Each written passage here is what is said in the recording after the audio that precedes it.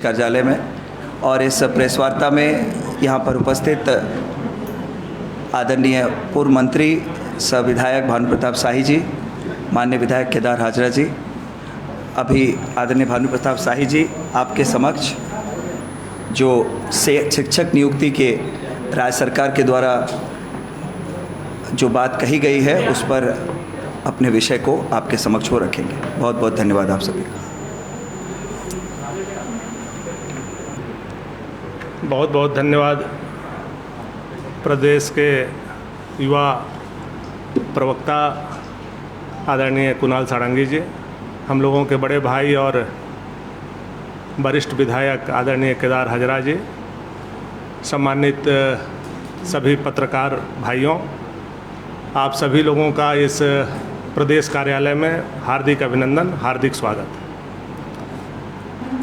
बहुत ही गंभीर विषय को लेकर के आज हम लोग आपके बीच में आए हैं। पहले तो अपना मूल विषय से पहले ये जो हेमंत सोरेन जी की 3 टांग की सरकार चल रही है, उसका घोषणा पत्र का एक लाइन हम आपको दिखाना चाहेंगे। ये घोषणा पत्र है कांग्रेस की,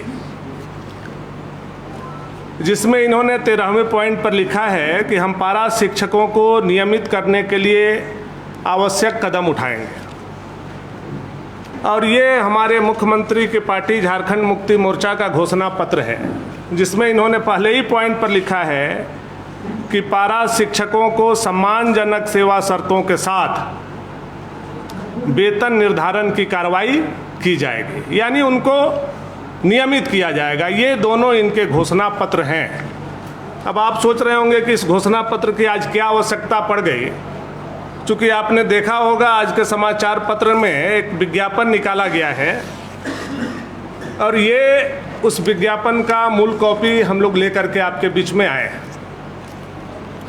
26,001 पदों पर शिक्षकों के बहाली के लिए आज समाचार पत्र में प्रमुखता से खबर छपी है। 26,001 शिक्षक के आप बहाली करने जा रहे हैं, तो सबसे पहला सवाल तो ये यहीं से खड़ा हो रहा है कि इसमें नियोजन नीति आपकी क्या है। कौन से नियोजन नीति पर आप 26,001 शिक्षकों को बहाल कर रहे हैं। और जब नियोजन नीति होगा तो उसमें स्वाभाविक रूप से स्थानीय नीति होगी। तो आप बताइए कि आपकी स्थानीय नीति क्या है। सबसे पहले सरकार के अधिकारी या सरकार के प्रवक्ता आकर के झारखंड प्रदेश के युवा को यह बतलाने का काम करें कि वो किस नियोजन नीति पर और किस स्थानीय नीति पर 26,000 शिक्षकों को बहाली करने जा रहे हैं। कुछ दिन पहले आप लोगों ने मुख्यमंत्री के भाषण को सुना होगा, तो उन्होंने कहा कि 1932 हमारा मुद्दा आज भी जिंदा है। उनके वक्तव्य से ही ऐसा लगता है कि मुख्यमंत्री के लिए 1932 केवल एक मुद्दा है, संकल्प नहीं है, वो राजनीतिक मुद्दा है। भारतीय जनता पार्टी कोई राजनीतिक मुद्दा नहीं उठाती है, वह संकल्प लेती है। हम लोगों ने संकल्प लिया कि राम मंदिर बनाएंगे, ये हमारा राजनीतिक मुद्दा नहीं था, ये हमारा संकल्प था, हम लोगों ने बनाया। हम लोगों ने कहा कि धारा 370 हटाएंगे कश्मीर से, ये मुद्दा नहीं था, ये राजनीतिक संकल्प था, और ये हम लोगों ने करके देश और दुनिया को दिखाया, धारा 370 हटाया। लेकिन एक मुख्यमंत्री 3.5 साल बाद मुंह खोलता है तो प्रेस में या जनता के बीच में यह बोलता है कि 1932 हमारा मुद्दा है। तो मुख्यमंत्री को यही बताना चाहिए कि आपका जो 1932 मुद्दा ही है, वो संकल्प आपका नहीं है। ये झारखंड प्रदेश की जनता और युवा समझ गए हैं कि आप ठग करके वोट लेने का काम किए हैं और ठगों के सरदार आप बन गए हैं। ये जो आपके मंत्री हैं वो ठग हैं और ठगों के राजा आप हैं। आप कृपया करके यह बताएं कि यह जो नियोजन आप 26,000 लोगों को लेने जा रहे हैं, इसमें क्या 1932 के आधार पर आप नियोजन उन लोगों को दीजिएगा, 1936 के आधार पर दीजिएगा, 1938 के आधार पर दीजिएगा, या किस आधार पर आप दे रहे हैं, पहले तो मुख्यमंत्री को आकर के ये बात स्पष्ट करना चाहिए। चूंकि जो संकल्प निकला है, जो इसमें कहीं स्पष्ट नहीं है कि इनकी स्थानीय नीति क्या है और इनका नियोजन नीति क्या है।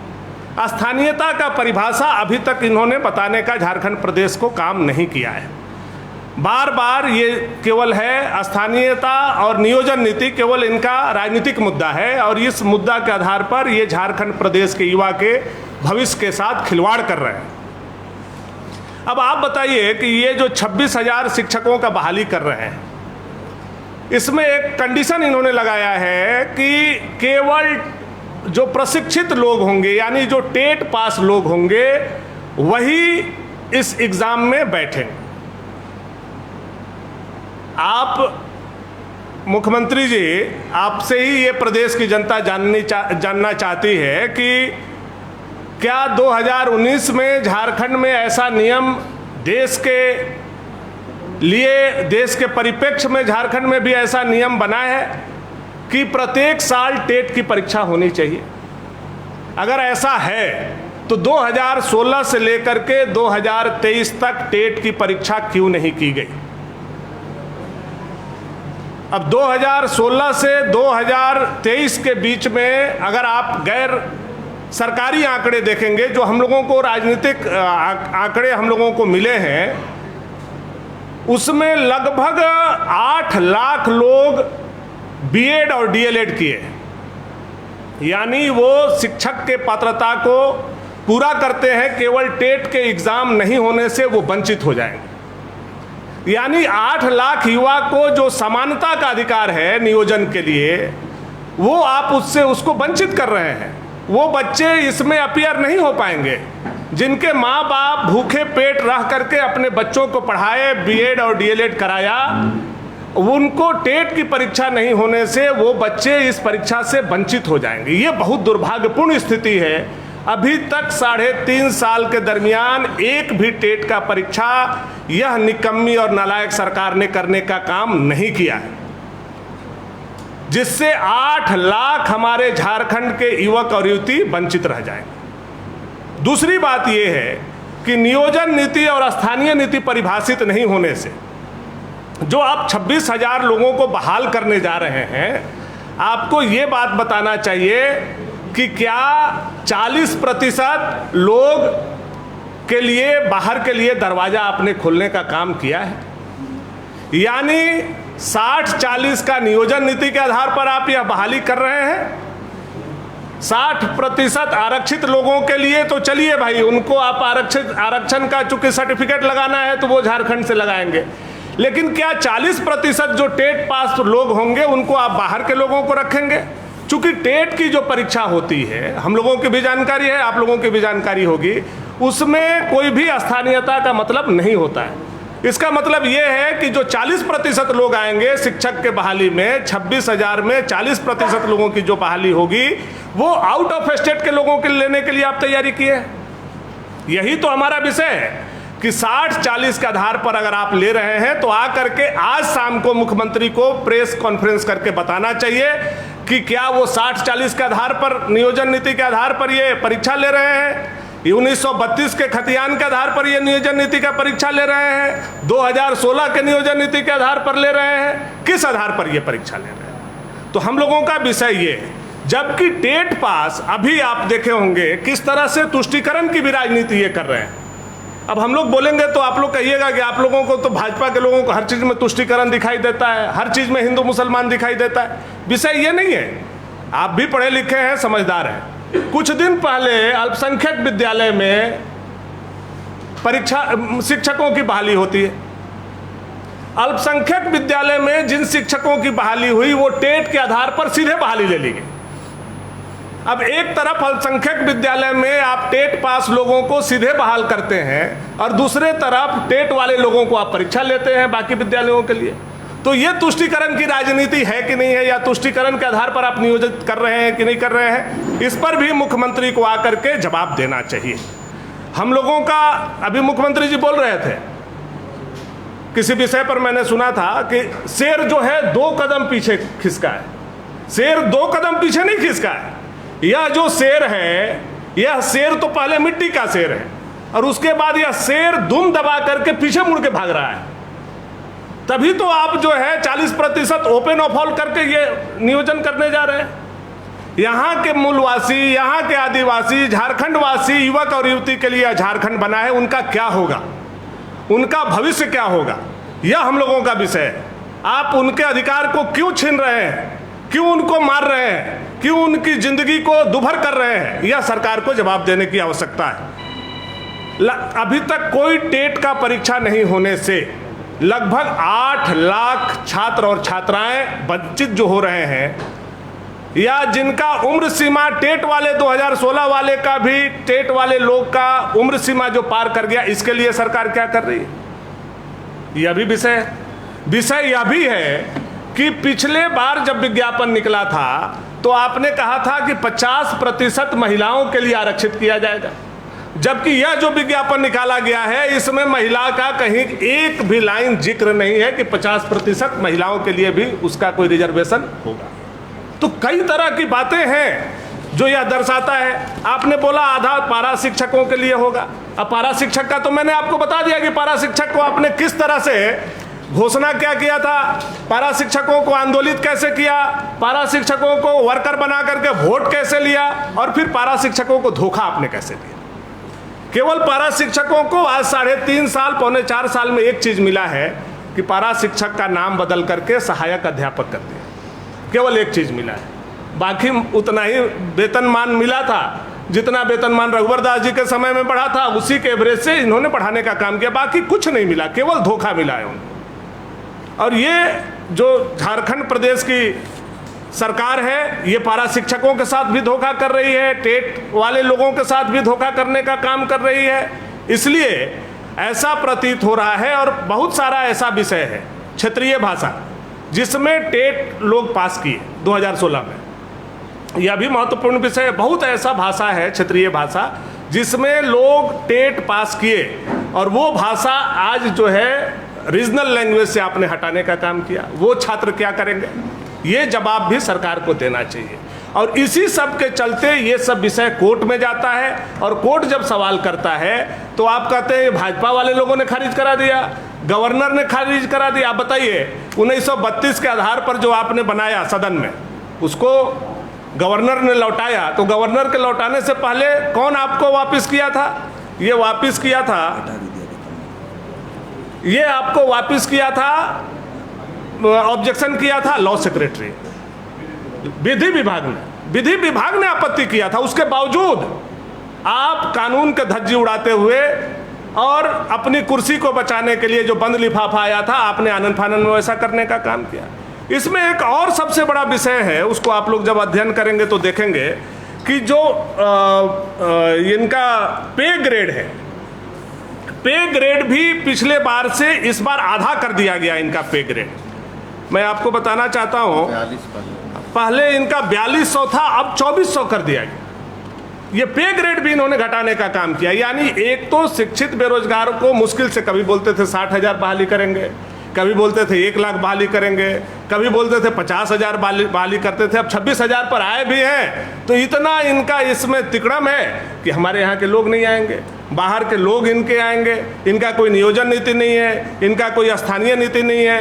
वेतनमान जो था वो आपने घटाने का काम किया है। दोनों नहीं है, फर्स्ट पेपर में बहुत सारा रीजनल लैंग्वेज गायब है फर्स्ट पेपर, और पहला जो इनका फर्स्ट पेपर है उसमें बहुत सारा रीजनल लैंग्वेज जो है वो गायब आपने करके रखा है। तो बहुत सारा त्रुटि है। हम लोगों का बस सिर्फ यही कहना है सरकार से कि आप पहले नियोजन नीति और स्थानीय नीति को स्पष्ट करें। और आज हम मुख्यमंत्री से मांग करते हैं कि 26,000 के लिए पीठ आप थपथपाने का काम अपना मत कीजिए। अगर शेर के तरह 2 कदम पीछे हटने का आपने बात कहा है तो शेर के तरह आकर के प्रेस कॉन्फ्रेंस कीजिए और बताइए प्रदेश के युवाओं कि आप इस नियोजन से क्या संदेश दे रहे हैं। हमने आप पर सवाल खड़ा किया है, आपको आकर के बताना चाहिए। कल मुख्यमंत्री जी एक जगह भाषण दे रहे थे, आपने उनके भाषण को कोट किया होगा, कहा कि जो लोग रिजल्ट निकालेगा उसको 10 साल के लिए जेल में डाल देंगे। सुना होगा आप लोग। तो ये जो परीक्षा आप कर रहे हैं, तो क्या इसका रिजल्ट नहीं निकालिएगा? और निकालिएगा तो क्या आप जेल जाइएगा? मुख्यमंत्री को यह बात भी बताना चाहिए कि आपने ही कल बोला है गिरिडीह में किसी कार्यक्रम में कि जो भी रिजल्ट झारखंड प्रदेश में निकालेगा उसको 10 साल के लिए जेल में डाल दिया जाएगा। मैंने ट्वीट भी किया है उस पर, आप लोग भी देखे होंगे। तो इसका मतलब ये जो आपने परीक्षा लिया है 26,000 लोगों का लेने के लिए आज निकाला है, तो इसका आप रिजल्ट नहीं निकालिएगा। इससे तो यही साबित होता है। तो ये तमाम विषय हम लोग खड़ा कर रहे हैं, आकर के मुख्यमंत्री को नियोजन नीति पर, स्थानीय नीति पर स्पष्ट करना चाहिए। यही हम लोग कहने के लिए आप सभी लोगों को बुलाए थे। बहुत बहुत धन्यवाद। भाजपा क्यों हाईकोर्ट जाएगी? भाजपा क्यों पार्टी बनेगी? लेकिन झारखंड के युवक और युवती के साथ अगर आप छल करेंगे, उनके अधिकार को हनन करेंगे, तो सभी प्लेटफॉर्म पर हम अपनी बात को प्रमुखता से रखेंगे। भानु जी, आप नादान हैं या मुख्यमंत्री के मुंह से सुनना चाहते हैं कि क्या है राज्य में स्थानीय और नियोजन? देखिए, हम तीसरी बार के विधायक हैं, नादान तो नहीं हो सकते। और हम मुख्यमंत्री से जानना चाहते हैं कि आपकी नियोजन नीति क्या है और किस आधार पर आप नियोजित कर रहे हैं। उन्होंने तो बता दिया है क्या है नियोजन नीति और स्थानीय नीति। नहीं बताया है। 85 लागू है, उसके बाद नियोजन ओपन फॉर ऑल है। इसमें कहाँ किसी को, वही तो हमारा कहना है। जब नियोजन ओपन फॉर ऑल है तो आप झारखंड के कुर्सी पर क्यों बैठे हैं? आप तो बाउंड्री लगाने के लिए आपको जनता ने भेजा है वहां से ना। झारखंड को कवर्ड करने के लिए जनता से वोट मांगा है आपने ना। झारखंड को बाउंड्री लगा करके यहाँ के लोगों को नियोजन देने के लिए आप कुर्सी पर बैठे हैं ना। फिर आप क्यों ऐसा कर रहे हैं कि ओपन ऑफ हॉल में सारे लोगों को यहाँ एंट्री दे रहे हैं? यही तो आपका भी मुद्दा था, यही मुद्दा आप पर हम लोगों ने खड़ा किया है। तो वो तो कह रहे हैं भाजपा ने समर्थन नहीं किया, राजभवन में फाइल लटका देती है, 32 में आप लोग के साथ कहती है खड़े हैं। विधि विभाग का सचिव का बहाली हम किए हैं क्या? भाजपा की है क्या? विधि विभाग के सचिव हमारे हैं क्या? उनका ऑब्जेक्शन हम लोग हाथ पकड़ के करवाने का काम किए हैं क्या? वही तो गवर्नर ने पूछा है जो विधि विभाग ने आरोप लगाया है। आगामी विधानसभा सत्र में भी क्या इस मामले को बीजेपी लेकर जाएगी या क्या? हर एक विषय को, जब तक ये नियोजन नीति और स्थानीय नीति सरकार के द्वारा, सरकार के मुख्यमंत्री उचित प्लेटफॉर्म पर आकर के नहीं बोलते हैं कि हमारा नियोजन नीति क्या है, हमारा स्थानीय नीति क्या है, हम बहाल करेंगे तो पूरे देश भर के लोगों के लिए आमंत्रित करेंगे, ऐसा हम बहाली निकाल रहे हैं, ये आकर के मुख्यमंत्री बोले, फिर उसके बाद देखा जाएगा।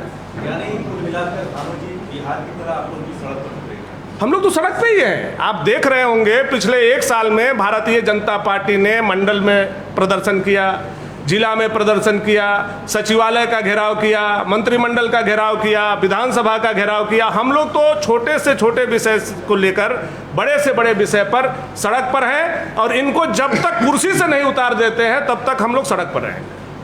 लेकिन इतना सारा विज्ञापन निकला, आप कभी प्रेस कॉन्फ्रेंस नहीं किए। ये टीचर वाले को लेकर इस तरीके से आतुर हो गई भाजपा की, क्योंकि ये हो जाएगा ऐसा लग रहा है इस वजह से। नहीं, जो आपने, आपकी घोषणा क्या थी और आप कर क्या रहे हैं? आपकी करनी और आपकी कथनी में जो अंतर है वो प्रदेश के युवक युवती और प्रदेश के जनता को जानने का हक और अधिकार है। हम विपक्ष में हैं, हम बराबर आईना दिखाने का काम करें। आप गलत करेंगे, हम आपका हाथ पकड़ने का काम करें। भानु जी, आपने कहा कि 16 से 23 तक टेट की परीक्षा नहीं हुई।